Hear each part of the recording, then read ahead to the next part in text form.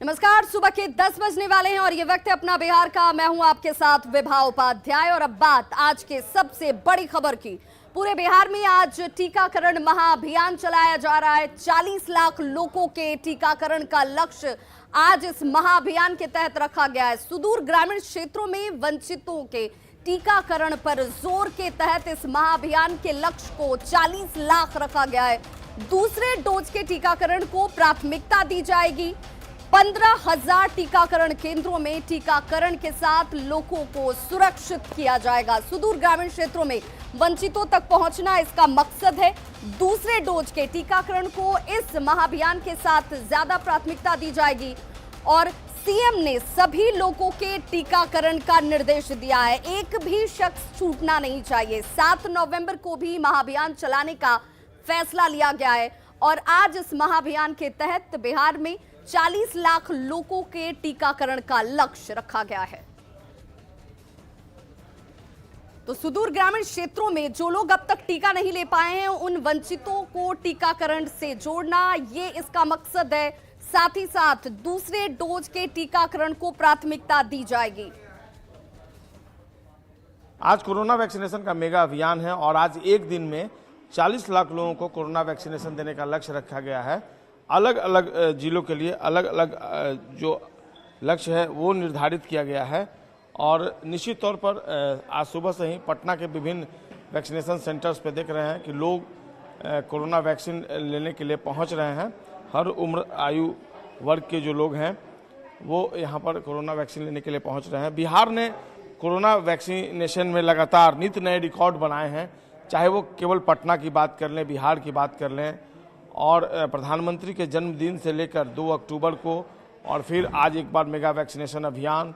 निश्चित तौर पर ये जो अभियान है ये लोगों के सहयोग के ऊपर निर्भर करता है। काफ़ी संख्या में अगर लोग पहुंचते हैं वैक्सीनेशन सेंटर पे तो इसका सकारात्मक परिणाम भी सामने आता है। और आज जो ये लक्ष्य रखा गया है अलग अलग जिलों के लिए पूरे बिहार में 40 लाख लोगों को देना है और निश्चित तौर पर जिस तरीके से लोग टर्नअप हो रहे हैं, जिस तरीके से लोग वैक्सीनेशन सेंटर पर पहुंच रहे हैं, एक बार फिर से जो लक्ष्य रखा है लक्ष्य को पूरा करेगा बिहार, इसमें कोई शक नहीं है। और न्यूज़ 18 की भी लोगों से अपील है कि वो लगातार वैक्सीनेशन सेंटर पर पहुंचें और जो मेगा अभियान है उसको सफल बनाएं, क्योंकि हम सब की जिम्मेवारी है। हम सब अपनी जिम्मेवारियों को समझें और सरकार का जो लक्ष्य है, स्वास्थ्य विभाग का जो लक्ष्य है, उसको पूरा करने के लिए न केवल खुद वैक्सीनेशन सेंटर पर पहुँचें बल्कि जो दूसरे लोग हैं उनको भी प्रोत्साहित कर दें कि हर तरह के लोग जो हैं वो वैक्सीनेशन सेंटर पर पहुंच रहे हैं और लगातार जो यहाँ पर पारा मेडिकल स्टाफ हैं वो उनको वैक्सीनेट कर रहे हैं। और एक जो शख्स हैं वो आए हैं, युवा हैं, इनसे हम बात करते हैं। ये पहला डोज है या दूसरा डोज है? दूसरा डोज है। पहला कब लिए थे? पहला 3 महीना पहले लिए थे। 3 महीने पहले। कौन सा वैक्सीन लिए? कोवैक्सीन। वो वैक्सीन है। कोई कॉम्प्लिकेशन हुआ था पहली बार लेने पर? नहीं, कुछ नहीं। कुछ नहीं होता। घर के सारे लोग ले लिए? हाँ, ले लिए। आप बच्चे हुए थे सेकंड अभियान में? हाँ। मेरा नाम चंदन कुमार हुआ। क्या करते हैं आप? हम गाड़ी चलाते हैं, ड्राइवर। पटना में रहते हैं? हाँ, बिल्कुल। और इन जैसे सभी लोग जो है वो पहुंच रहे हैं। सेकंड डोज इन्होंने ले लिया है। आपसे भी अपील है कि अगर आपने अपना दूसरा डोज नहीं लिया है, क्योंकि कई लोग जो हैं भी दूसरे डोज से दूर हैं, तो आप भी वैक्सीनेशन सेंटर पर पहुंचिए और अपना दूसरा डोज लें। कैमरा पर्सन मनीष जुनेजा के साथ संजय कुमार, न्यूज़ 18 पटना। तो वहीं कोरोना टीकाकरण अभियान को लेकर दिल्ली में बुधवार को सभी राज्यों के स्वास्थ्य मंत्री की बैठक केंद्रीय स्वास्थ्य मंत्री के साथ हुई है, जिसमें बिहार के स्वास्थ्य मंत्री मंगल पांडे भी शामिल हुए। इस बैठक में यह फैसला लिया गया कि धन्वंतरी दिवस के दिन से पूरे देश में हर घर दस्तक अभियान चलाया जाएगा, जिसमें टीकाकरण का सर्वे किया जाएगा और ये सुनिश्चित किया जाएगा कि हर कोई टीका ले। साथ ही इस साल के अंत तक हर आदमी को पहला डोज लग जाए, ये भी लक्ष्य निर्धारित किया गया। टीकाकरण को लेकर हर घर दस्तक, जिस नाम से कार्यक्रम पर आज सहमति बनी है और दीपावली के पूर्व धन्वंतरी दिवस के दिन से इस कार्यक्रम को हम सब लोग पूरे देश में शुरू करें। और अब बात नीतीश कैबिनेट की अगली बैठक की। वाल्मीकि नगर में नीतीश सरकार के कैबिनेट की अगली बैठक आयोजित होगी। छठ पर्व के बाद नवंबर महीने में वाल्मीकि नगर में कैबिनेट की यह बैठक होगी, जिसको लेकर अंदर खाने तैयारियां शुरू की गई हैं। जिला प्रशासन की टीम विभिन्न स्थानों पर इस वक्त निरीक्षण कर तैयारियों में जुटी हुई है। वाल्मीकि नगर में नीतीश कैबिनेट की अगली बैठक होगी। नवंबर महीना बताया जा रहा है जब ये बैठक नीतीश कैबिनेट की वहां होती नजर आएगी और बैठक के में बड़े फैसले लिए जा सकते हैं, ये भी जानकारी सामने आ रही है। व्यवस्थाओं में जो कुछ कमियां हैं, जो कुछ खामियां हैं, उससे युद्ध स्तर पर दूर किया जा रहा है। वाल्मीकि नगर अतिथि भवन के साथ ही दूसरी जगहों पर ठहरने के इंतजाम किए जा रहे हैं, व्यवस्थाएं की जा रही हैं। वाल्मीकि नगर की बैठक में सरकार पर्यटन के क्षेत्र में बड़ा उपहार बिहार के लोगों को दे सकती है और इसके बाद नौका विहार के साथ ही international convention centre, Tharu village और पर्यटन विभाग का 3 सितारा होटल बनाने का रास्ता भी यहां साफ हो जाएगा। वाल्मीकि नगर से जेडीयू विधायक रिंकू सिंह ने कहा है कि प्रशासन तैयारियों में जुटा हुआ है।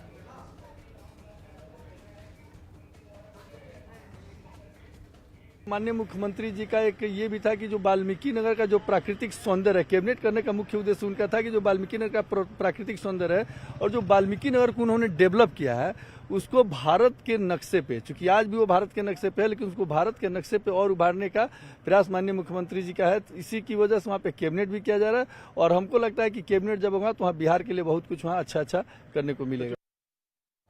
हूँ कि प्रकृति के द्वारा इस वाल्मीकि नगर पूरा जो एरिया है उसमें इमेंस पोटेंशियल दी गई है, असीम संभावनाएं हैं टूरिज़्म की, इको टूरिज़्म की और कल्चरल टूरिज़्म की, एग्रो टूरिज़्म की। चितवन में भी, नेपाल साइड में भी जो जितने टूर ऑपरेटर्स हैं बहुत ही ज़्यादा इच्छुक हैं। इनफैक्ट उसमें से बहुत सारे लोग जो है वो तो यहाँ के ही अपने पश्चिम चंपारण जिले के हैं, जो लोग काफ़ी खुश हैं और वो लोग भी जो है अपने टूरिस्ट को लेके इधर आना चाहते हैं। पटना के बेऊर जेल में आज उस समय अफरा तफरी मच गई जब सैकड़ों की संख्या में कैदी अनशन पर बैठ गए। दरअसल लंबे अरसे से जेल के कैदी जेल में मुलाकात की व्यवस्था को शुरू करने की मांग कर रहे थे। जेल प्रशासन ने फिलहाल फिजिकल मुलाकात पर रोक लगाई हुई है। जेल आईजी ने कहा है कि जल्द ही ये फिजिकल मुलाकात की व्यवस्था एक बार फिर से जरूर शुरू कर दी जाएगी, इसका आश्वासन उनकी तरफ से दिया गया। देखिए संवाददाता संजय कुमार की ये रिपोर्ट। पटना के बेऊर जेल में सैकड़ों की संख्या में कैदियों ने आज अनशन शुरू कर दिया था। दरअसल ये कैदी अपने परिजनों से जो मुलाकाती आते हैं उनसे मुलाकात करना चाहते थे, लेकिन कोविड-19 के कारण बेऊर जेल प्रशासन ने कैदियों से मिलने पर फिलहाल पाबंदी लगाई हुई है और जो सामान भी आता था वो नहीं मिल पाता था। कई दिनों से जो कैदी हैं उनकी डिमांड थी कि जो परिजन आते हैं उनसे उनको मिलने दिया जाए और इसके बाद बेऊर जेल प्रशासन में खलबली मच गई और इस पूरे मामले को लेकर जो बेऊर जेल प्रशासन है उन्होंने बात की, जो कैदी हैं उनसे बात की और इसके बाद इस पूरे मामले में जेल आईजी का आश्वासन मिला है और जल्द ही अब बेऊर जेल के कैदी मुलाकातियों से मिल सकेंगे और ये फिजिकल मुलाकात होगी। फिजिकल मुलाकात पर फिलहाल कोविड-19 के कारण पाबंदी लगाई हुई है, लेकिन आज जेल आईजी ने इस बारे में जानकारी दी है कि जल्द ही इसको लेकर एक आदेश जारी कर दिया जाएगा और जो मुलाकाती आएंगे वो अब बेऊर जेल के कैदियों से मिल सकेंगे। तो उनकी जो मांग थी वो पूरी हो गई है और एक और जो डिमांड थी कि जो सामान आता है उसको भी ससमय उनको दिया जाए, तो ये डिमांड भी अब पूरी हो जाएगी। तो निश्चित तौर पर जो डिमांड थी उनकी, उसको लेकर जेल प्रशासन ने भी गंभीरता दिखाई है और जेल आईजी के निर्देश के बाद यह आश्वासन बेऊर जेल के कैदियों को दिया गया है और इसके बाद जेल कैदी जो है अब धीरे धीरे अपने वार्ड में जाने लगे हैं। कैमरा पर्सन मनीष जुनेजा के साथ संजय कुमार, न्यूज़ 18 पटना। और बड़ी खबर जम्मू कश्मीर से आ रही है, जहां पर बारामूला में एक और आतंकी को ढेर कर दिया गया है। सुरक्षा बलों ने आतंकी जावेद अहवानी को मार गिराया है। आतंकी गुलजार अहमद का सहयोगी था जावेद अहवानी, जिसे सुरक्षा बलों ने मार गिराया है। बारामूला में एक और आतंकी को मारा गया है। 20 अक्टूबर को आतंकी गुलजार अहमद मारा गया था, जिसका सहयोगी है अहमद का सहयोगी था जावेद अहवानी, जिसे आज ढेर कर दिया गया। गुलजार ने की थी बिहार के 2 मजदूरों की हत्या। एक दुकानदार को मारने के मिशन पर जावेद अहवानी इस वक्त था, जिसको उससे पहले ढेर कर दिया गया है। जावेद के पास से एक पिस्टल, एक मैगजीन और ग्रेनेड की बरामदगी की गई है। और जम्मू कश्मीर पुलिस ने ट्वीट कर इस बात की जानकारी दी, जिसमें आतंकियों ने बारामूला के चेरदारी में आर्मी और पुलिस के गश्ती दल पर फायरिंग की। सतर्क सुरक्षा बलों ने जवाबी कार्रवाई की और एक आतंकी को मार गया है। इसके पास से एक पिस्टल, एक लोडेड मैगजीन, एक पाक ग्रेनेड बरामद हुआ है। मारे गए आतंकी की पहचान कुलगाम के जावेद अहवानी के रूप में की गई है, जिसने बिहार के 2 मजदूरों की हत्या करने में आतंकी गुलजार अहमद की मदद की थी। गुलजार अहमद 20 अक्टूबर को मारा गया था। जावेद अहवानी बारामूला में एक दुकानदार की हत्या करने के मिशन पर था।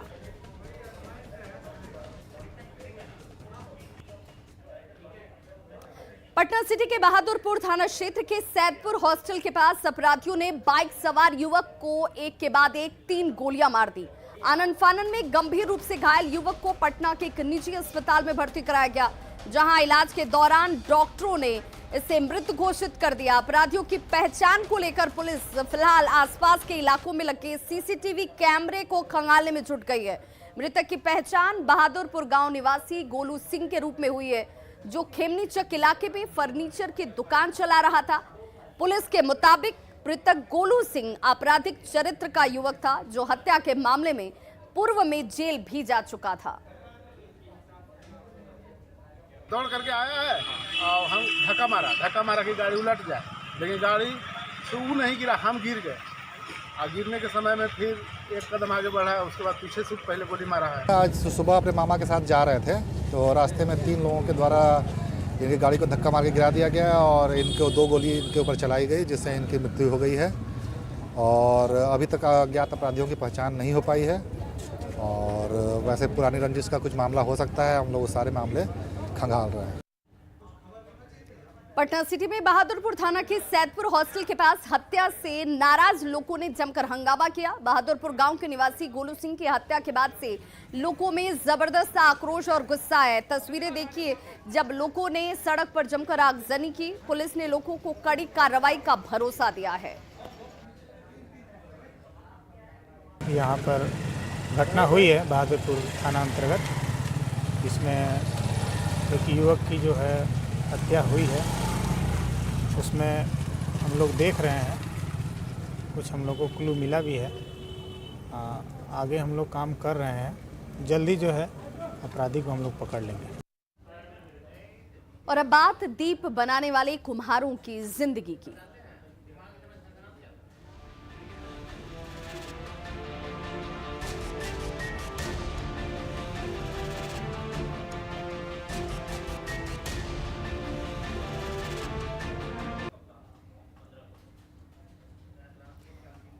नवादा में दीपावली के लिए कुम्हार दीप बनाना शुरू कर चुके हैं। चाइनीज लरी के चलते इनके बनाए दीपों की डिमांड घट गई है।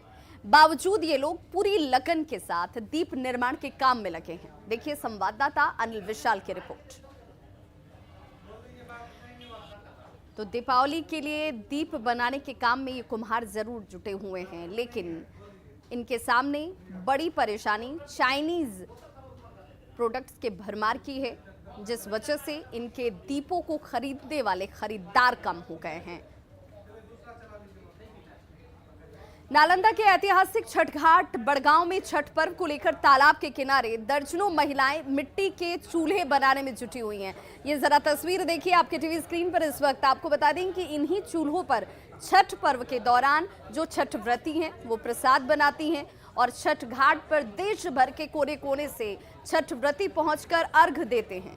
मिट्टी के चूल्हे बना रही महिलाओं से बात की संवाददाता अभिषेक कुमार ने। अभी मौजूद है नालंदा जिले के बड़गांव छठ घाट पे, जहां आप देख सकते हैं कि यहाँ की महिलाएं, जो स्थानीय महिला हैं, एक काफ़ी मात्रा में यहाँ चूल्हे बना रही है। और ये चूल्हे इसलिए बना रही है क्योंकि यहाँ जो बड़गांव ऐतिहासिक बड़गांव छठ घाट है, यहाँ पर काफ़ी मात्रा में, काफ़ी संख्या में जो है कि यहाँ पर महिला श्रद्धालु पहुँचती है, खास करके यहाँ छठ पर्व मनाने पहुँचती है, जिसके लिए चूल्हे बनाई जा रही है। और ख़ास करके ये चूल्हे उन छठवर्तियों के लिए उपलब्ध कराए जाएंगे जो यहाँ पर पहुँचेंगे और खरना का प्रसाद बनाएंगे।